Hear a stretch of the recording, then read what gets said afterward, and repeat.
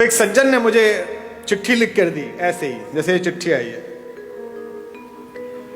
कि साहब वो मैं कल आया था, आपने राम और भरत के प्रेम के विषय में बताया और मेरे सगे भाई साहब जो है वह हिम्मतनगर गुजरात में रहते हैं और मेरा उनसे 25-30 साल से संपत्ति विवाद चल रहा है। ना मैं उनके बच्चों की शादी में गया ना वो मेरे शादी में आए, पर कल रात सुन के मैं बहुत रोया। अब कल जब आपका कार्यक्रम समाप्त हो जाएगा तो मैंने दोनों बेटों को बहुओं को लेकर मैं जा रहा हूं हिम्मतनगर और संपत्ति के और अदालत के सारे कागज लेकर उनके चरणों में रख दूंगा और कह दूंगा भैया जो आप जाने करिए, बस मुझे माफ कर दीजिए, मुझे चरणों में स्थान दीजिए। मुझे लगता है कि यही आपका पारिश्रमिक है, यही आपका प्रतिफल है।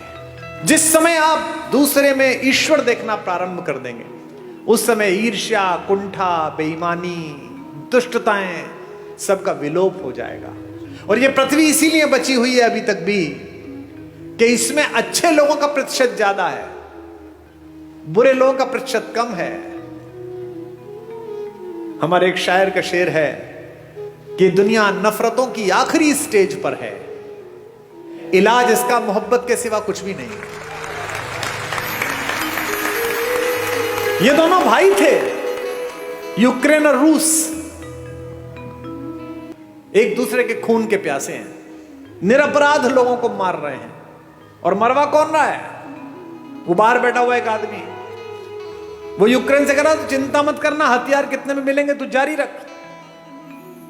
ऐसे बहुत लोग मिलेंगे आपके परिवार में बाहर खड़े हुए जो आपके बच्चों को, आपकी बेटियों को, आपके बेटों को आपको सिखाएंगे कि घर में लड़ाई है, जारी रख, मैं तेरे साथ खड़ा हूं। वो अपने साथ खड़े, आपके साथ नहीं खड़े हुए। जो भी व्यक्ति ऐसी बात करता मिले कि चिंता मत करना, मैं तेरे साथ खड़ा हूं, अपने भाई के खिलाफ हो जा, बहन के खिलाफ हो जा, मां के खिलाफ हो जा, समझना कि वो आपके साथ नहीं खड़ा है। क्योंकि जो आपके साथ खड़ा है वो कह रहा है कोई बात नहीं, थोड़ा नुकसान फायदा चलता रहता है। राम से सब छिना लेकिन सब मिला। इसीलिए मैं बार बार अपने सत्र में एक बात कहता हूं, महत्वाकांक्षा खूब रखिए, लालच शून्य रखिए। ये जो आपके पास है इसे जब तक पर्याप्त मानते रहोगे तब तक खुश रहोगे। जिस दिन दूसरे के पास जो है उसको प्राप्त करने की कोशिश करोगे उस दिन कष्ट में आ जाओगे। टेलीविजन पर क्या विज्ञापन आ रहा है? ये दो भाई बहन बैठे हैं, ये एक मामा जी बैठे हैं, एक माता बैठी है। इनमें प्रेम की क्या कमी है भैया? 2 शताब्दी से ज्यादा का प्रेम है दोनों का एक दूसरे से, भैया बहन का। हमको क्या सिखाया जा रहा है? रक्षाबंधन से 5 दिन पहले एक डायमंड की कंपनी आती है, वो कहती है इस रक्षाबंधन बहन को ये हीरा दे दो। हमको क्या सिखाया जा रहा है करवा चौथ पर? ये डायमंड दे दो। यहां तक कि घर में हम कौन सा कुकर खरीदें इस पर भी प्रेम। जो बीवी से करे प्यार वो इस फला कुकर से कैसे करें इनकार?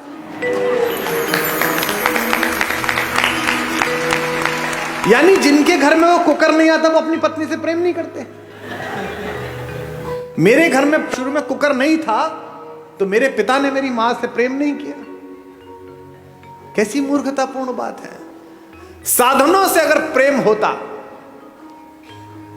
अगर साधन प्रेम का प्रतीक होते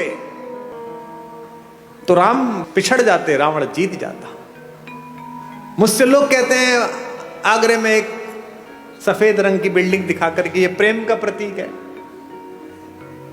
इसे प्रेम का प्रतीक बताते हो? ये प्रेम का प्रतीक है? अरे प्रेम का सबसे बड़ा प्रतीक तो समुद्र के नीचे इकट्ठे हुए वो पत्थर है जिन पर मेरा राम चल कर गया।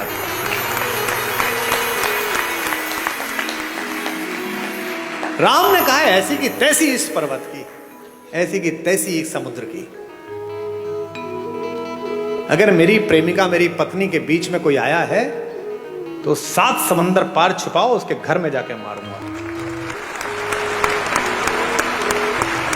ये प्रेम है, इसे प्यार कहते हैं। प्रेम साधन पर कैसे निर्भर हो गया? महिलाएं एक दूसरे से पूछती हैं इस बार करवा चौथ पे क्या दिलाया, इस बार एनिवर्सरी पे क्या दिलाया।